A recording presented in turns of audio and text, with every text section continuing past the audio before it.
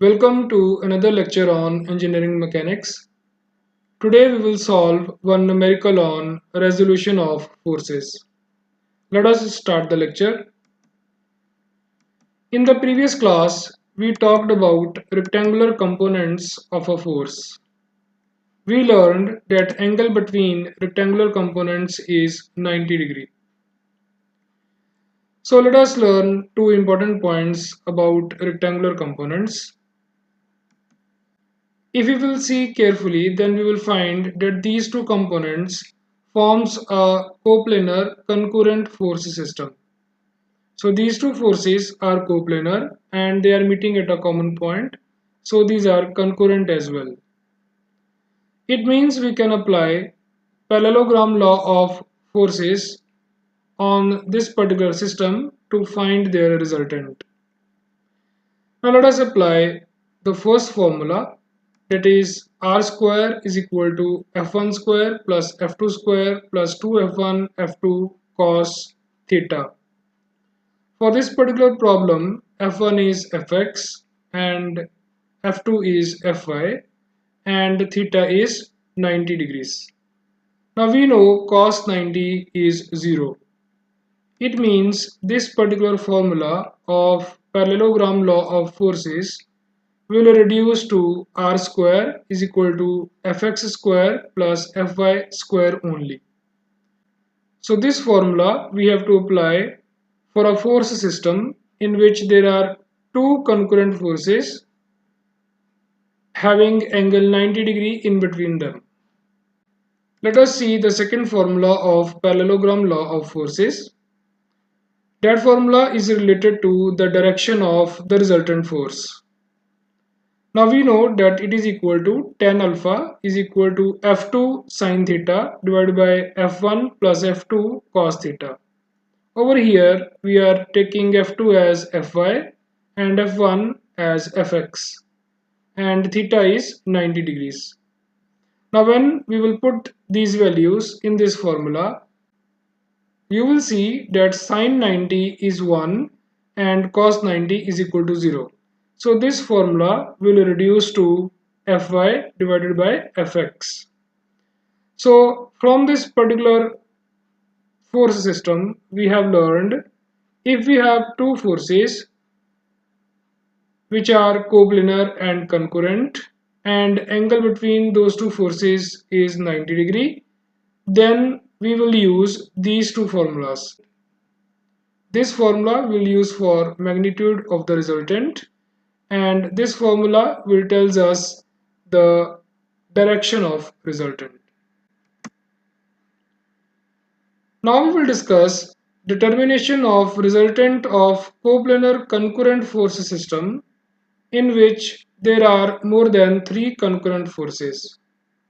So if we have to find the resultant of a force system in which there are more than 3 concurrent forces, then we can find that resultant through resolution of a force into rectangular components. So let us solve one numerical on this. Let us read the statement first. Four forces act on bolt A as shown. Determine the resultant of the forces on the bolt. So we are given one figure. In this figure, one bolt is given. On that bolt, four forces are acting. F1, F2, F3, F4. And the magnitudes of these four forces are also given to us. And their direction is also labeled in the diagram. And we are also given x-axis and y-axis in this particular diagram. Now we are asked to find the resultant of this force system acting on bolt at A. Now as we said that if we have a force system which is coplanar and concurrent and more than 3 forces are acting in that force system, then we can find their resultant through resolution of force into rectangular components. Now what we will do, we will first resolve each force into its components, one along x direction, second component along y direction. So in this manner, what we will do, we will resolve these four forces into their rectangular components in x direction and y direction. So in this force system, we have four forces. So when we will resolve these four forces into their components, then we will have four components along x direction and four components along y direction. Then we will add all the components which are acting in x direction, and that will result into a single force acting along x direction. Similarly, we will add all the components acting along y direction, and that will result into a single force acting along y direction. So in the end, we will left with only two forces, one along x direction, one along y direction. Those two forces will be concurrent and coplanar, and thus we can apply parallelogram law of forces in the end on those two forces to find the resultant of this force system. So this methodology we will follow in order to solve this problem. So let us start the solution. We will start with this force first, which is F1 and its magnitude is 150 Newton. So let us find the components of this particular force first. So in the previous lecture, we have learned how to resolve any force into its rectangular components. So we learned that pick the starting point of the vector. From that vector, draw two lines, one along x direction and one along y direction in such a manner that vector should remain in between those two lines. So let us draw those components now. So from the starting point of this vector, we have drawn one component in x direction, and now we will draw a second component in y direction. Now you can see this vector is in between these two components. Now let us see the values of these two components. This component is acting along x direction, so let us call this as fx.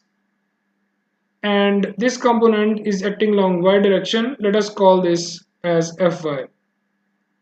Now let us find the values of the components of the first force, that is 150 newtons. So let us find the value of fx. Over here, the angle of this particular force is mentioned as 30 degrees with this particular component. It means this will be called as cos component and this will be sine component. This component is acting towards right, which is a positive direction, so this will be a positive component. This component is acting along vertical direction in upward direction, that is a positive direction, so we will take this component also as positive component.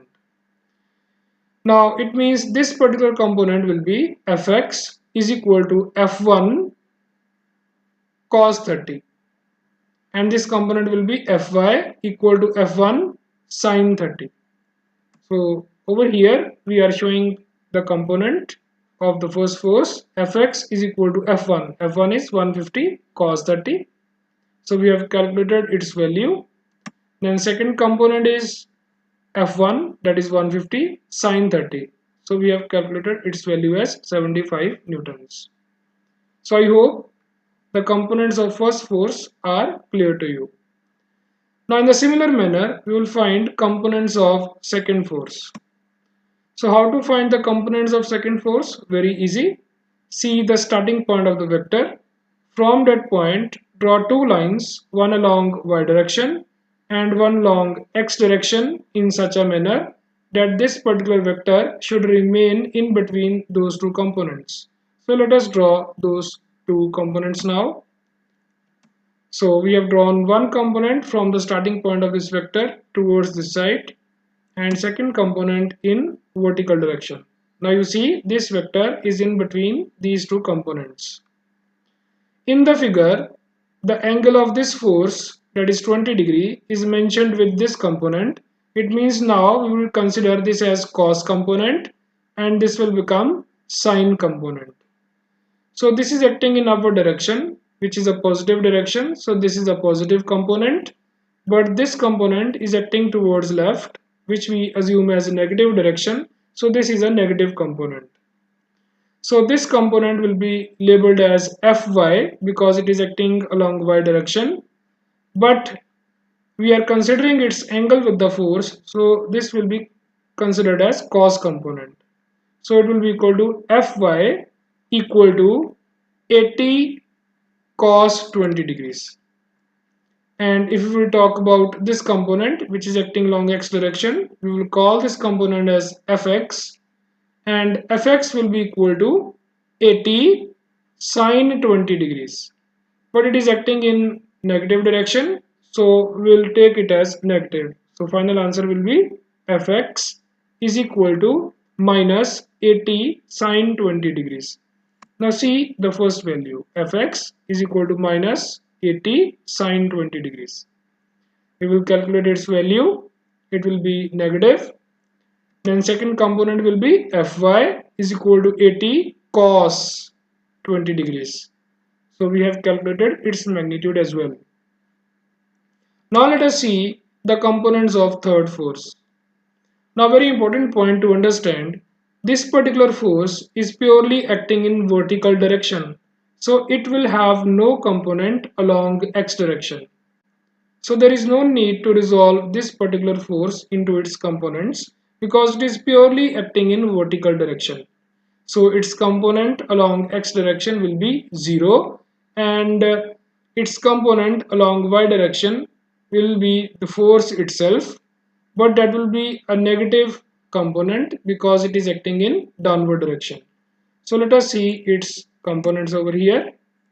You see only one component, that is force itself.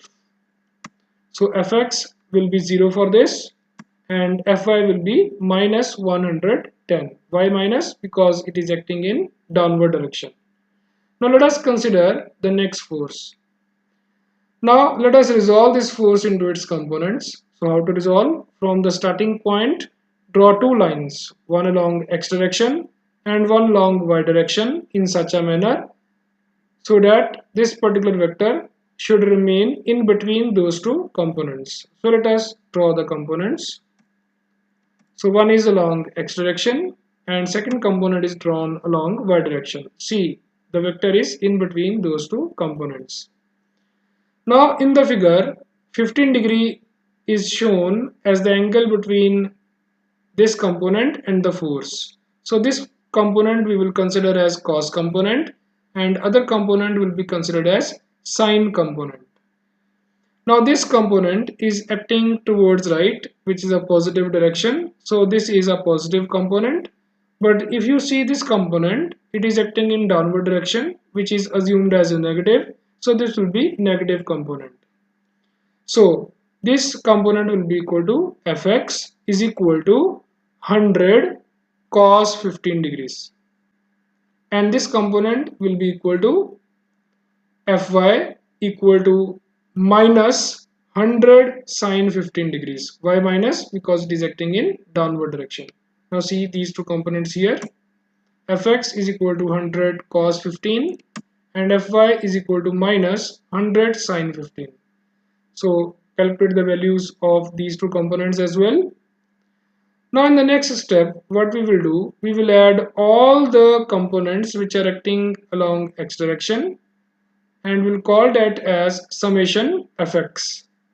Similarly, we will add all the components which are acting along y direction and we'll call that as summation Fy. So let us perform that step.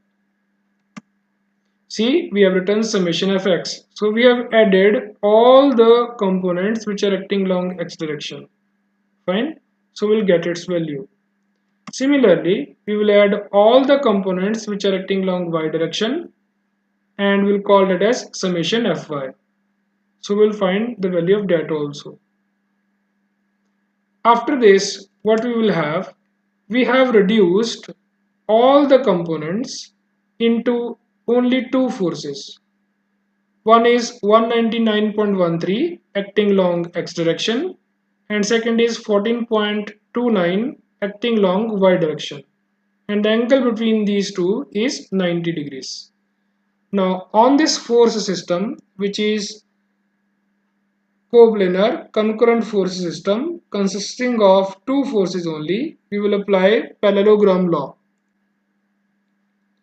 And at the start of this lecture, we learned that the resultant of this particular force system will have this formula because cos 90 is 0. So now put the values of summation fx and summation fy in this formula to get the value of resultant force. The formula for direction of resultant will reduce to summation fy divided by summation fx, or we can say f2 divided by f1. So put the values which we have calculated in the fifth step, and then we will get the value of alpha.